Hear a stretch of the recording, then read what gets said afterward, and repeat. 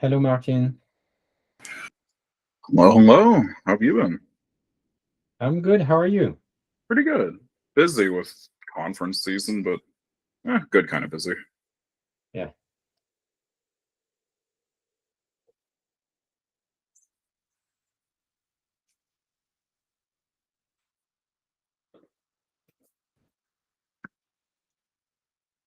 Hey, Ryan.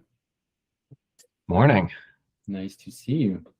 Likewise. I haven't made it to many of these. I've been having conflicts, but good to be here. I'm gonna go grab some tea and be back. See you in a minute.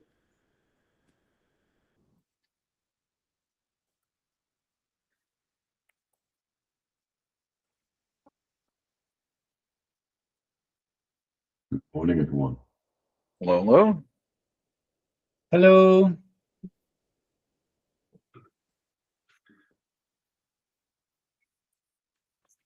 So I'm adding the notes to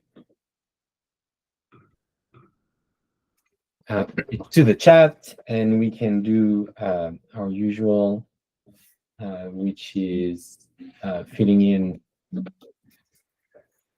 the attendees and the agenda items.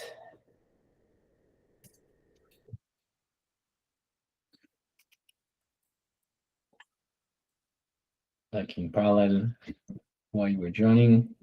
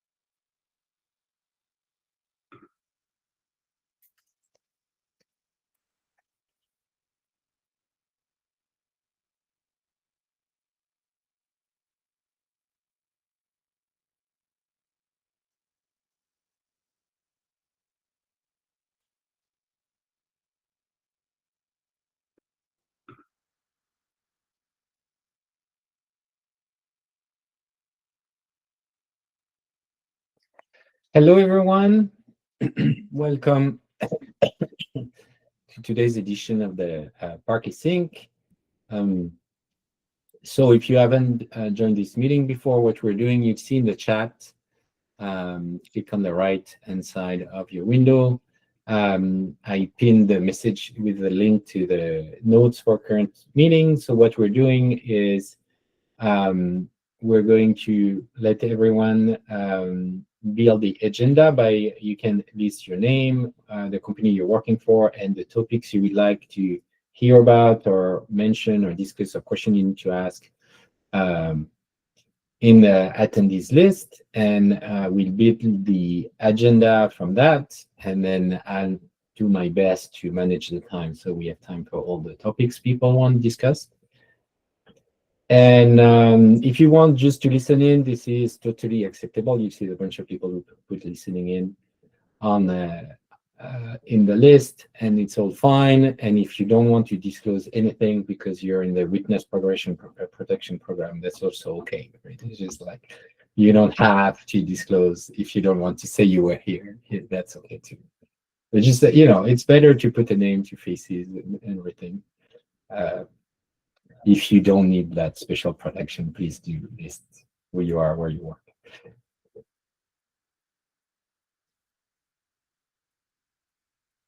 So I see. Okay, we have 12 people in the doc and 14. So like I said, no pressure. The link to the doc is in the chat. So if you are able to, please add your name to the list. Okay, I think we are past the 5 minutes in, so we'll start the thing. Oh yeah, Ryan, you're just back. So we're building. So we're doing the new way that Alkis at champion. So basically everybody is writing, instead of going around the room, everybody's writing their name and topics in the doc that I pinned in the messages, in the chat. All right, you don't have access to the doc. You need to join the Google group. There's an email on the mailing list. But that's fine, right? So if you don't have access to the group, to the doc, just use the suggestion mode, and we'll accept your changes, right? That'd be okay. Okay, let's get started. So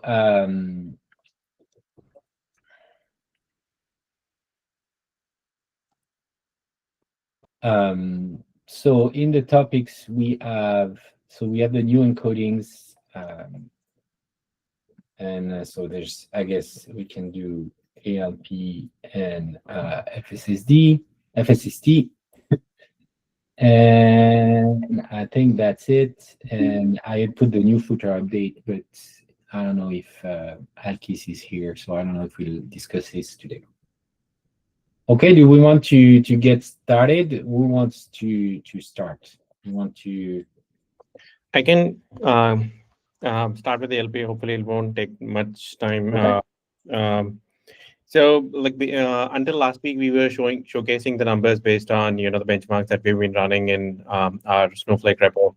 And the things that we discussed that we'll be proposing it based on the feedback that we got from this meeting and Toyne about having a separate fallback option. So the goal is to propose ALP as break it down into just in the first segment, it'll just be the ALP pseudodecimal part, separate PR with no fallback to ALPRD. We'll follow up with the ALPRD.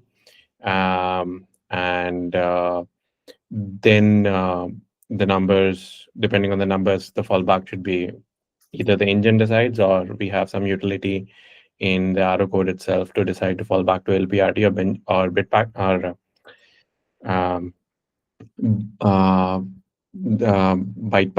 byte stream split. So right now, I think we've been this is the first time for us working in the arrow code base. So we're just migrating through the code conventions and all of that. The numbers do look a little less, slightly slower than what we had in the doc, and we're just at this point trying to debug through and figure out how much juice we can squeeze to get the best numbers. I don't think it'll be as good as what we had. There are a bunch of other performance improvements that we have in our internal code, but the goal is to extract as much juice. And based on what we see, it's still much better than what the other encoding schemes provide by 3x, 4x. But thankfully, the two ways to take at it. We know that we can improve a few other utilities around as a follow-up after we have these encodings to improve them. So hopefully sometime next year, we'll try to improve those two. That's it for ALP. Yeah. Sounds good. And everyone, feel free to contribute to the notes as well as we're going.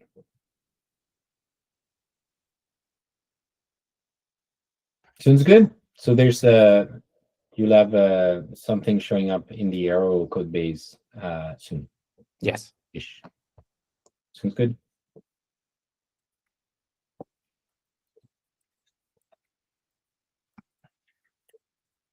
Any questions?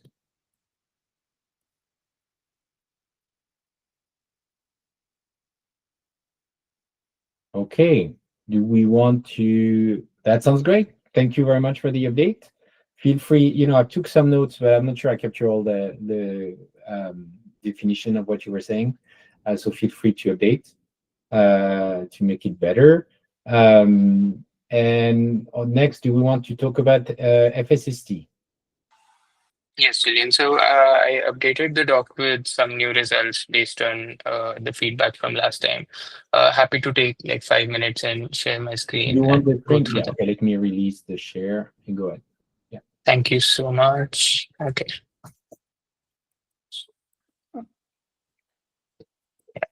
Okay, so the feedback from last time was mostly that we wanted to test things on datasets in the wild and test with plain encoding and uncompressed dataset. So we've done both of those things. So here, so the datasets that this benchmark, like this code was tested on was the DB World dataset. This is also something that the FSST authors tested on. It's supposed to carry out different columns representing things that we'll find in production databases and systems. So, and the other dataset was from the wild was the Spotify dataset, and I'll talk about that as well. The other datasets that I went through the list seem to be mostly around numbers and floating point integers and decimals. So it seemed that FSST would not have been the right comparison, so I skipped those out for now. Happy to add any more datasets that folks feel should be tested. So looking at DB text, we have a bunch of columns. All of these columns have text in the wild, so we don't have scenarios where we have specific categories like a set of a few values and those repeat. So most of these things is Chinese characters, cities, names, credentials, things that usually don't repeat a lot. Here we see that FSST performs significantly better than dictionary and plain encoding. So we see cases when there are comments when the text does not seem as repetitive. So in emails, we'll have this @gmail.com or some part of the text that repeats. So the compression, the benefit of FSST is not that high. But where we have comments and text in the wild, there we see decent improvements. Pause if there are any questions. It looks like dictionary and plain are quite close to one another in almost all of these data sets. Is that because these are lots of unique strings, or like what is the cause of that?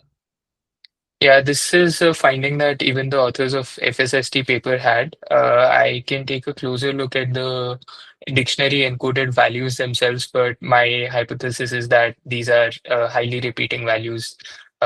Dictionary usually, there's another data set where we have very good improvement with dictionary encoding. And the reason is that we see repeating values, very commonly repeating patterns. So dictionary is able to help. So, but I can just to get back. clarify, it sounds like these are data sets in which dictionary encoding is not effective. Yes. Okay. I can get back looking at the actual values of dictionary encoding, but these values are highly repeating, so it's a bit hard to find pattern. But there are cases where dictionary seems to improve a bit over plain encoding as well. It would be good to know if these columns are falling back to plain encoding in the dictionary case, which is what I suspect is happening here in the Hamlet data set. Because this is the kind of thing we see when you start encoding with dictionary, you get some speed up, and then you fall back to plain encoding, in which case all values after that point are identical to plain. So I would kind of want to see the numbers, if it is not already this way, forcing dictionary encoding versus forcing plain encoding. Otherwise, if you're falling back to plain encoding, I think you're really just testing plain encoding with dictionary. Sure, I'll test that. That actually presents a good case for FSST because we clearly see that there are values, and this even is similar to the finding that we saw in the FSST paper, where text in the wild, where you have less repeating values, FSST performs really, really well. So this is for uncompressed. For LZ4, we see, again, similar improvements, but with dictionary and plain, these numbers bump up with LZ4. Zstandard, yeah, mostly things are similar. One thing to note is that dictionary and FSST will be applied together. So first we'll have dictionary, then FSST. So that ensures that these numbers would actually compound. It's not like we are competing dictionary against FSST. They'll actually be both working together. So moving on to the other dataset, this is the Spotify dataset. So this dataset has very repeating values, so common set of genres, common set of emotions. Like we have song, which usually repeats. So here we see dictionary encoding outperform most of these columns. but still there are these, there's this text column. So again, this is text in the wild. So here we'll see an improvement in FSST. And again, similar numbers for LZ4, similar numbers for Zstandard. There are more results here as well. So around the decoding time, encoding time, compression ratios across different iterations, they are in the sheet. So one thing that I think probably will need to be done is on the decoding side, we'll have to do some multi-threading to ensure that we can split the string into multiple parts and look up the FSST table in parallel. I think that should improve the performance a bit. But the one thing that was changed was within arrow code, I didn't see any encoding or decoding implemented with multi-threading. So I just wanted to get some feedback if there was a good reason to do that and if it would be safe or what folks think about multi-threading in decoding implementation. So I think we should not. At least I don't. Sorry, Micah. I don't know what you were gonna say, but at least in like Spark and other engines, typically like the tasks and threading are managed by the engine. So spawning a thread pool for decoding is not really a good idea because you're probably trying to manage resources at the engine level across jobs and things like that, rather than just saying like, hey, the fastest thing we care about is decoding. Yeah, that's a good point. I was also thinking that, so it seems FSST library that's open source has a notion of threads. I can share that code as well. So in the second implementation that they have, AVX 512 implementation that actually does threading. So in that case, I think it'll be better off if we implement our own FSST encoding and decoding. That makes sense. So with that, yeah, one more thing is that here we are creating an FSST table per data page. So that means that the more, if we want to create an encoding table for every data page, we'll spend more time encoding, but we can actually skip and have a sampling that it can be given to the user that, hey, I want to create an FSST table out of every 5th data page, every 10th data page. So that gives us a balance of the encoding time to the compression ratio. So here we are basically encoding everything. So the decoding time is slightly on the higher end, but if we actually allow users to sample, that should bring the decoding time and allow better compression ratio. Yeah. I think I mentioned this before. I think that's like a broader design thing that you can't leave. Today in the design, you cannot leave a dictionary off of a page, right? Like pages need to be decompressed, with the exception of like the dictionary page. Pages themselves need to be decompressible as a standalone thing. So that's not an option. So like the options are, you don't necessarily need to recompute the table each time, which would probably still speed things up, but won't give you a benefit of the compression ratio, or we need to widen the spec to like figure out how to fit in like something that's not dictionary encoding as like additional metadata for the column that readers know how to read. That makes sense. I think in addition, like one thing, FSST itself supports the algorithm if we take the open source, which looks like we should not. So in the open source implementation, they have a notion of sampling, where we can specify for each data page how many values do we want to consider while training the FSST table. So we can, within the data page, also choose to reject decent number of values, only take like 25% values and build the page on top of it. But I think that may require some tuning. Yeah, I think Prateek had suggested a data set. I don't know if you had a chance to run numbers on that. I think Prateek had done it on Spotify dataset and a couple of others. The others were mostly on floating point and numerical data types. In the doc, there was a ClickBench. There's a ClickHouse dataset, right, Prateek? Yeah, it's 2 table from the ClickBench. Yeah. I see. I'll test it on that as well. If you could share that with me. I'll go through offline. Yeah, the Spotify data turns out to be a little interesting. I think, as you pointed out over here, also it's a very low cardinality thing for a lot of, and that's how, because music genre and all of those. H2 table is again slightly different. It's not, maybe not ideal. It's very repeating set of values, but they also are really friendly. So it's just more data set. Makes sense, Prateek. I'll go through and so ClickHouse is one thing that we should run. I'll run it on that and get back.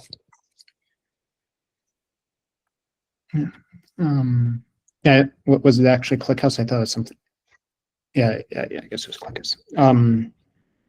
Yeah, I mean, I think the other thing here is we probably want to reconsider, if we're like going through that for the like adding a new string encoding, I think we probably want to reconsider kind of page layout for strings and making it a little bit more flexible for adding stuff. I meant to write something up. I didn't get a chance to. Hopefully I'll be able to write something up and share it on the mailing list, which is also a good reminder. Like, syncs are great and it's great seeing these numbers, but like, let's make sure we're writing the more important thing is the mailing list, because there's lots of people that can't make the sync that have like opinions. So like,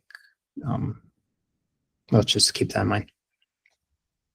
Makes sense, Micah. I'll go through if you can share that post. I think, yeah, probably while implementing this, I can share a early patch, but like while implementing the actual code, you can probably take all of that in account.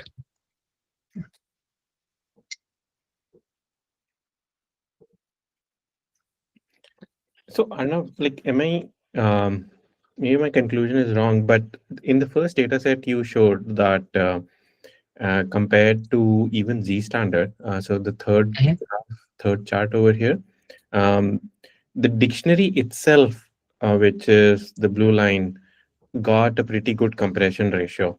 So likely a low cardinality set of columns over here. Was it like, is the cardinality somewhere in tens, hundreds, thousands over here?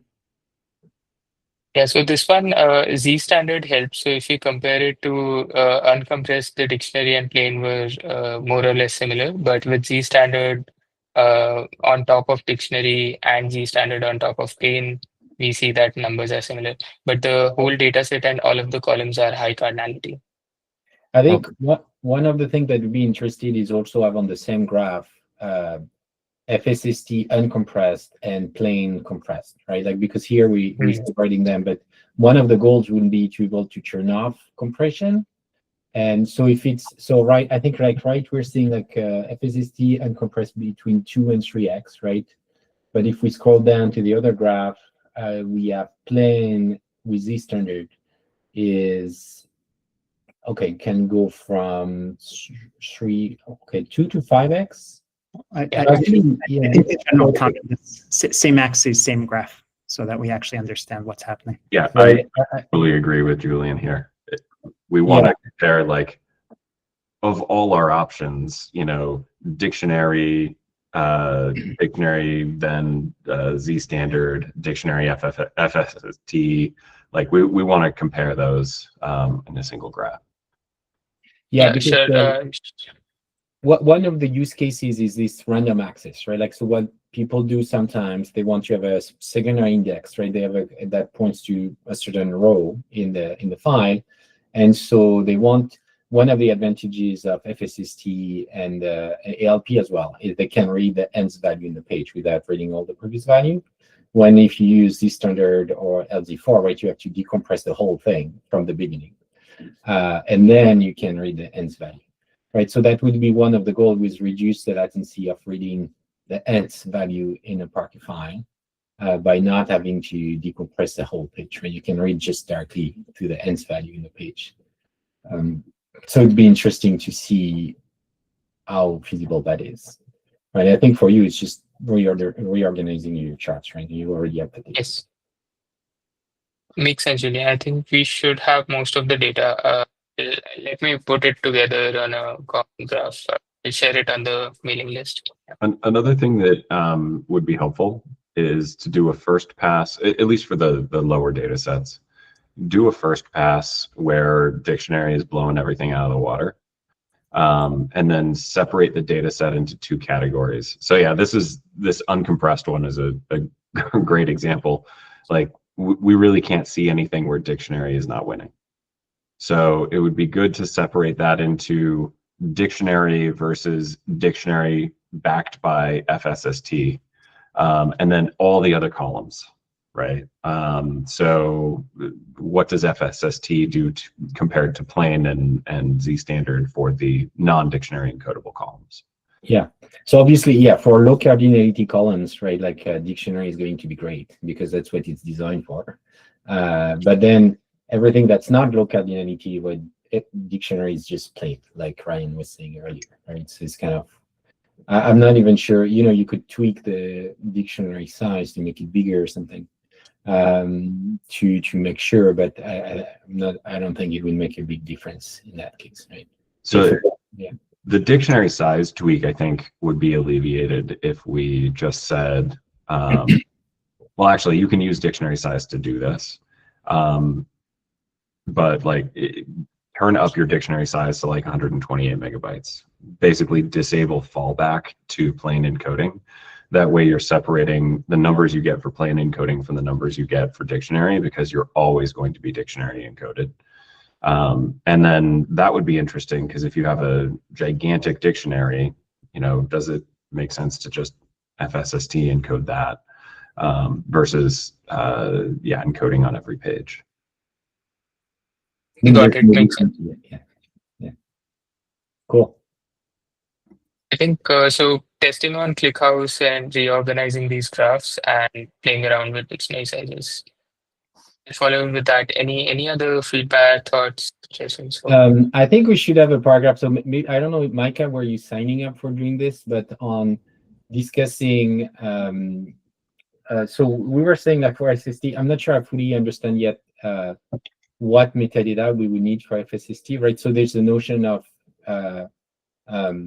do we need a, because we already have the notion of dictionary page, so maybe it's just a different encoding type for a dictionary page that can be used to store information about what's coming in FSST, things like that. So I think we need a paragraph like our section in the doc that discusses this a bit. What are the options?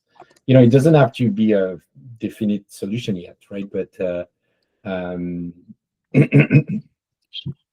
think Makes that sense. is like a dictionary page using the FSST dictionary, whatever it's called, and then normal pages with the remainder of the encoding. Yeah, we could start with just describing clearly what FSST needs, and then we can, you know, that one of the options is what Ryan just said. I'll add that. So right now in the brute force implementation, we just add that FSST table, which is not too long. It's like 2 KB in the prefix every data page. So I'll update that the possible options. And so just to be clear, the whole goal of all these new measurements is to show how much better FSST would be compared to like the most optimal configured dictionary encoding. Is that basically the point of this? Yeah, so the so far from the doc, our goal is to show FSST would be an addition to Parquet. So I think one thing that is missing is the dictionary plus FSST implementation, which would be the ideal best case scenario with FSST compared to some best case scenario with dictionary. But I think, Andrew, depending on the data characteristics, in some cases dictionary would outperform, and in some cases FSST would outperform. So probably I can get both those cases and compare best case for dictionary versus best case for FSST. I think we're interested in FSST when dictionary doesn't perform, right? Like, because if it's low cardinality column, then, you know, you do dictionary, maybe you do FSST on top of dictionary. And if it's not, and it's strings, like then today we just have plain, or we have the prefix, I forgot what it's called, the data, but with this one doesn't allow random access at all. And the data needs to be sorted. So FSST can work better on that. And I think we want to compare FSST against plain compressed, right? Because this is kind of, because what we want to do as well, I mean, you can look at FSST compressed as well, but I think what we want to look at is, can we just turn off compression altogether in that cases? And that enables all the random access use cases, or even faster throughput on a lot faster throughput on decoding the data as well, right? Yeah, or at least answer the question what is the benefit you gain if you turn on compression after FSST, right? Or when would you want to use plain and compression versus FSST uncompressed versus FSST compressed? Got it. I'll check that offline. Let me go through the code again. See. Yeah. Okay. I'm sorry. I'm still trying to get like what's the I'm just trying to be pedantic about what is the end state of we're trying, like we talked about a bunch of different experiments, but like what pieces are we trying to prove? We're trying to prove that we could add, if we used FSST, we could avoid general purpose compression and still get reasonable performance. Yeah. So how do the measurements against dictionary play into that story? So dictionary already kind of does that, right? So dictionary is, essentially a very simple table. And then we get, fixed size integers to identify particular strings. We know that does really, really well on certain data sets with categorical data. This is probably going to grow better than dictionary, because dictionary, we also have like bad examples where things kind of dictionary encode and then fall out of dictionary encoding due to page sizes or something like that. So this might just be a more sophisticated way of slicing strings for encoding. So we're also trying to quantify how much better FSST would be for data strings that are marginally compressed with dictionary today, but could be better or something? Yeah, exactly. I think the question is like, how well does FSST perform on general purpose data sets, and where should we apply it? Because these numbers show that we should definitely apply it in certain places. But like really the work that needs to be done is, when should we use it, right? Should we never encode any strings with plain anymore? That's a possibility. Should we never run generic compression over the top of things? That would be a benefit. But like we don't know the answers to those questions. And I think just getting some information about this is going to help us figure that out. Yeah, I was just trying to focus the information that's gathered, because we could probably run science experiments basically forever. And so making sure we knew what we were trying to solve, I think might help focus the experiments. Yeah. Thanks. Yeah, and I think that's like Julian's point about compressed and plain encoding versus FSST with no compression, right? That's saying if FSST is always better than plain encoding in Zstandard, then why would we ever use plain encoding in Zstandard, right? Then we also have additional questions of like, once we apply FSST, does it still make sense to compress it using generic compression? Because it does for dictionary pages, because you have so many repeated symbols, but it might not for FSST.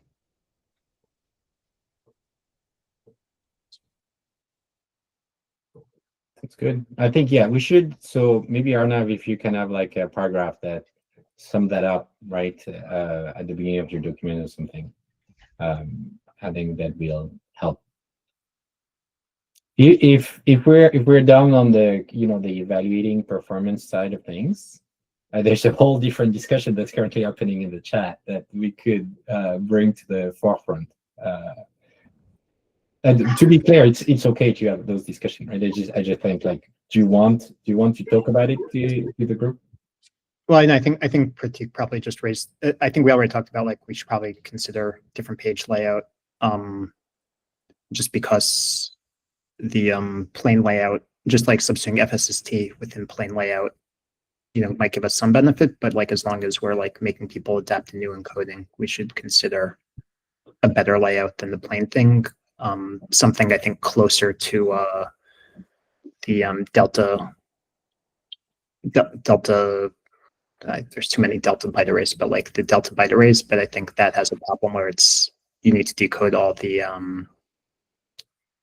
you effectively need to decode all the indexes first before you do it. So something that kind of splits some of the differences there. And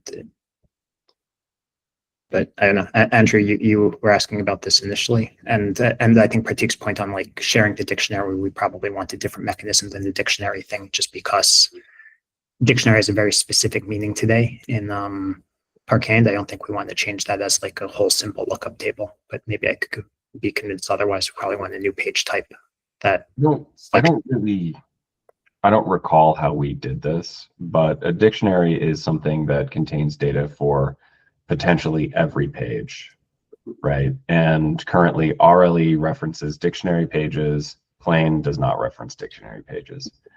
There's a possibility in which, you know, we have a dictionary page that uses FSST, and that is a different encoding within the same like metadata structure. And then, you know, we have FSST ref pages or something like that as a new encoding that, you know, goes back and uses that dictionary. So I don't know that we definitely need a new page type, but I think what we would want to do is test, you know, independent pages where you have the FSST table plus other information versus the like page for the entire column chunk, and then separate data pages that reference it. Right. Well, okay. Yeah, we can maybe discuss this more offline. I think there's other reasons why you would want it, right? Like another thing is like if you want to still do general purpose compression, you might want to share like a Zstandard dictionary also, which like as a separate page. And I think the rules about like RLE modeling and stuff like that get strange there. Yeah.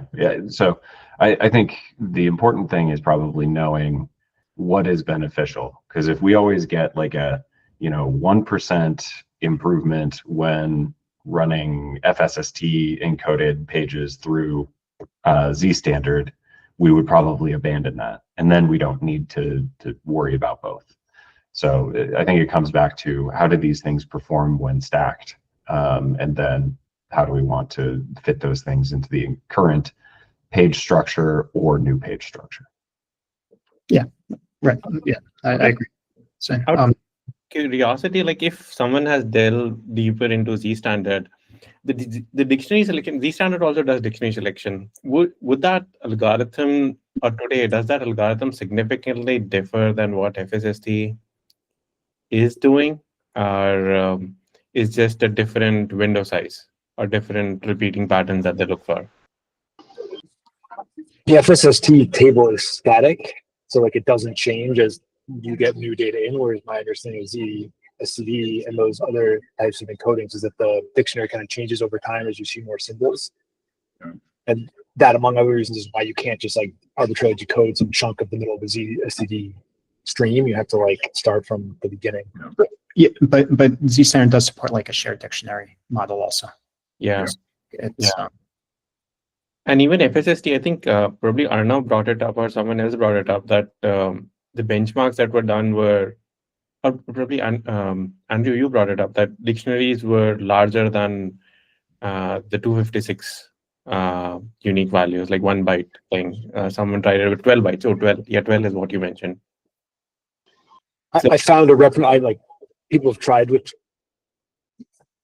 sorry, there's no official paper that describes a 12-bit in symbol for symbol tables, but it's referenced in one of the subsequent papers from the same lab. Yeah. It'd be just weird that, you know, there are two encodings that are potentially doing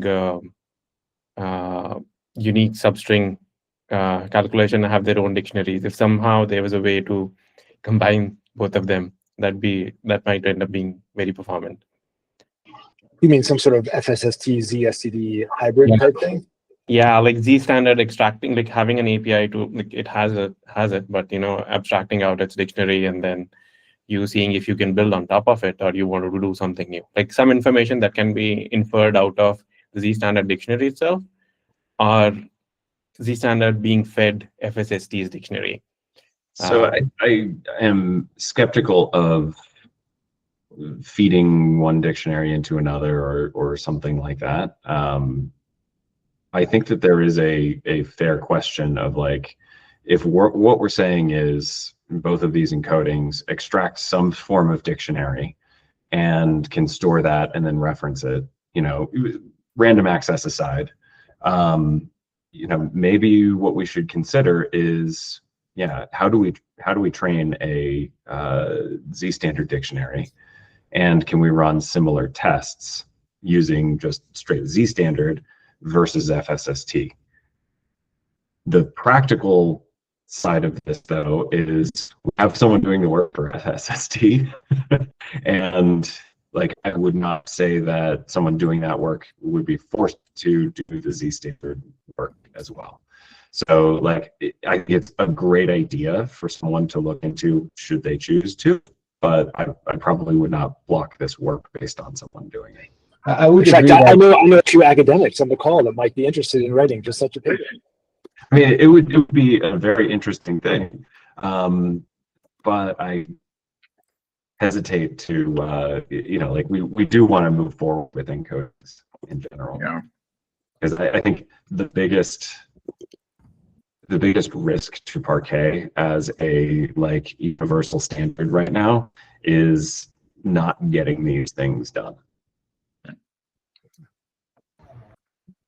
Yeah. And also on that note, thank you guys for working on encodings.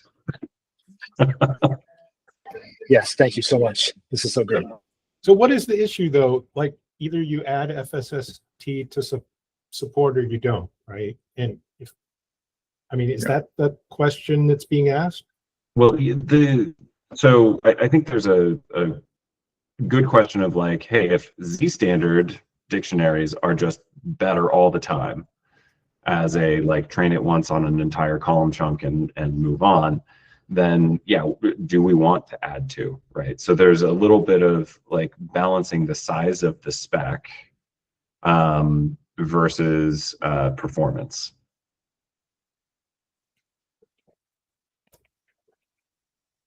So you're saying, it is a question of whether you're going to add FSST as an encoding or not. Is there some other, we're getting off into all this other stuff, it seems like, and I just wasn't sure what was being addressed at this point.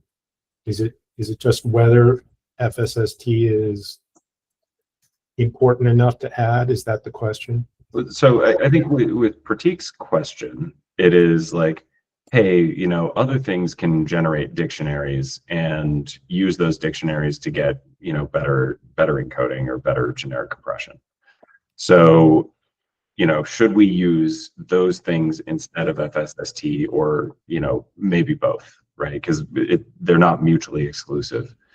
However, to me, we can explore that, but unless someone is going to do the work of exploring it, FSST, we know, is providing some preliminary results that are good enough to conclude it is worth adding to the format as an encoding. Is the downside simply somebody has to write code to support it or add the code to support it? Yes, so there are a few downsides. There's making sure that all implementations of the standard support this. And that, can be very limiting for people who want to get better compression, but, some engine doesn't support it yet. That can be painful. There's also codec selection. Codec selection, or the encoding selection, is really what killed the V2 stuff, because we never built code that actually selected when to use, delta byte array or those encodings. I think those encodings can definitely be improved upon right now, but that never really tested them out or used them widely because it was hard to know when it would be better than just plain plus dictionary encoding.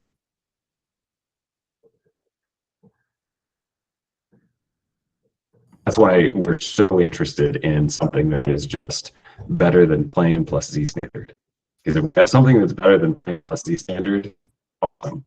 We know it's a win and we can put it out there.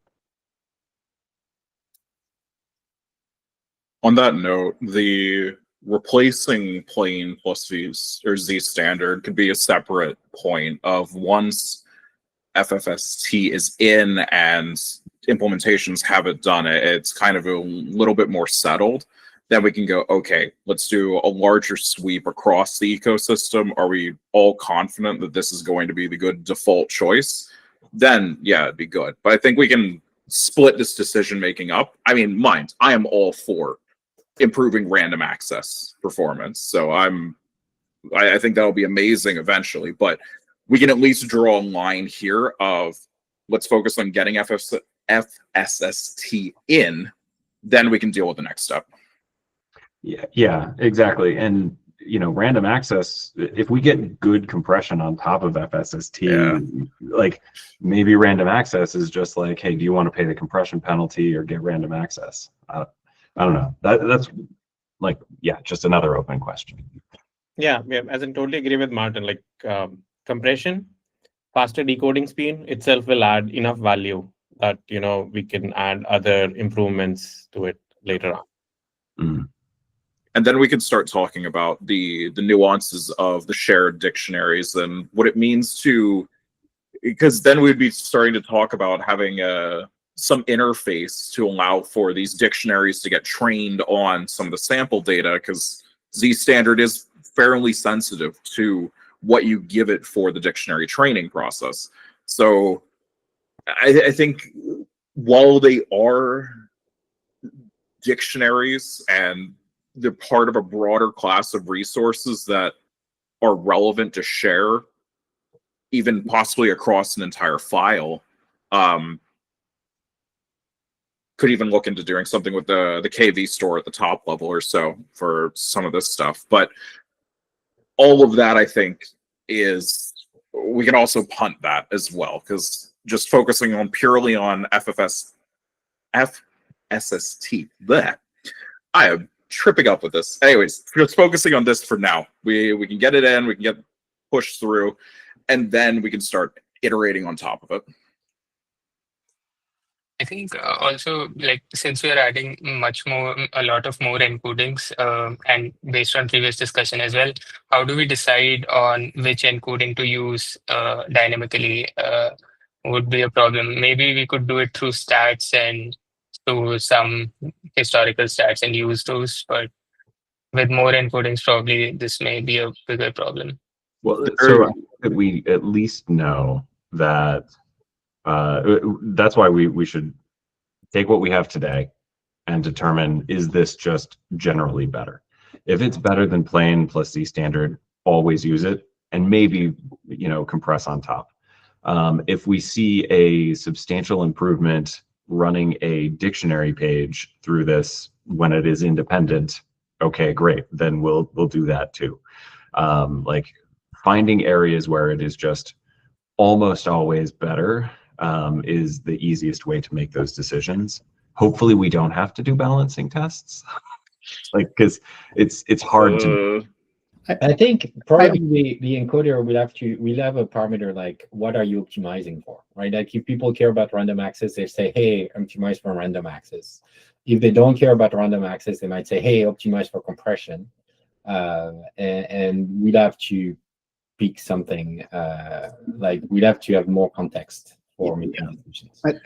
And along those lines, I think I missed in the data sets, but I don't know, for like text, the other thing that might not be tested here is larger text things like Wikipedia pages or HTML pages, right? Because I think that's actually where you'd start to see general compressors probably doing better than FSST, like a more substantial difference in compression ratio than FSST, right? Like that's a good point.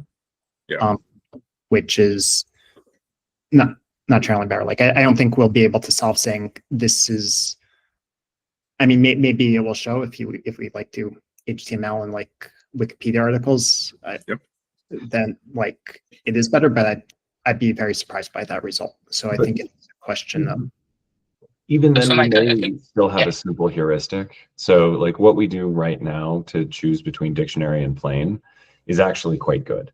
And what we should arguably do is an even thing where we don't fall back. So we get better compression in iceberg tables because we just doubled the default dictionary size.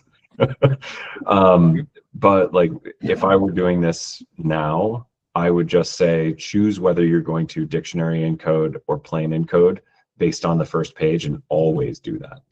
No fallback. I think that would work here, right? So if you get much better compression using Zstandard on the first page, then or maybe we say like, hey, it turns out once you're over 1K per value, we just know that there's this inflection point. We're trying to find those that information. 100%. It could be a simple heuristic. It could be sampling. Like, I'm just saying, I don't think we get away with it saying this will all be superior for like the types of things that we see in Parquet. And we should make that clear. We should probably verify that by like throwing some stuff that we think it would not do as.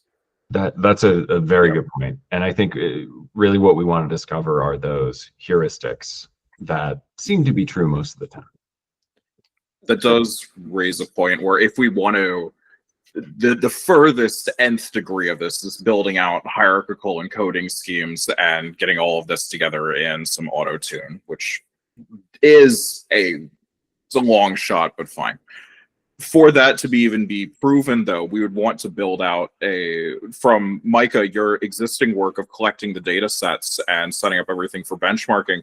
I think we just eventually want to keep on expanding this over time. It's like, here are all of the fairly reputable open source data sets that we have access to, that we can find that seem to be relatively interesting. And here's all of this data getting brought in, because this gives us the perspective to be able to make a decision of switching encodings, because otherwise we just don't have the data, like you said.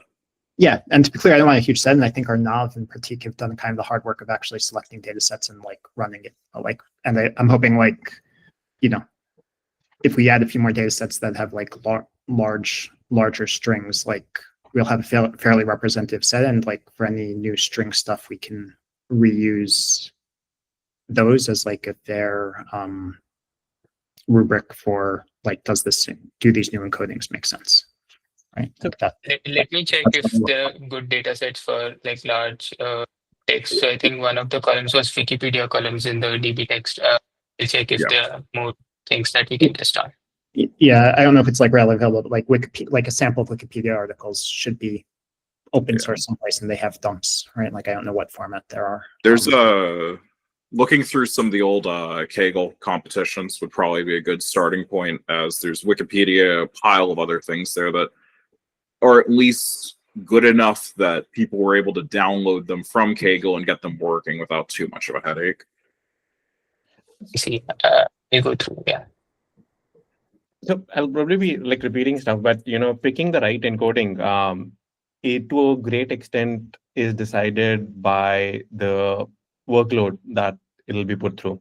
Better compression ratio and faster decoding speed probably will win for a given engine, but probably for an engine that is doing a lot of ingest a lot faster, in that scheme, maybe something else with a faster compression speed might trump. And hence, the reason I'm bringing this up is because as we were getting numbers for ALP, RD and all of that, we saw that it is faster in some cases, but it has a slightly worse compression ratio than byte stream split in certain cases. And hence, putting that as a default backup encoding scheme will not work always, and is best deferred to the engine. And hence, putting it as two separate encodings is the right way to go. But I think a few simple heuristics, maybe, I think as Ryan pointed out, better compression ratio, faster decoding speed. If it's better, that should be the default scheme.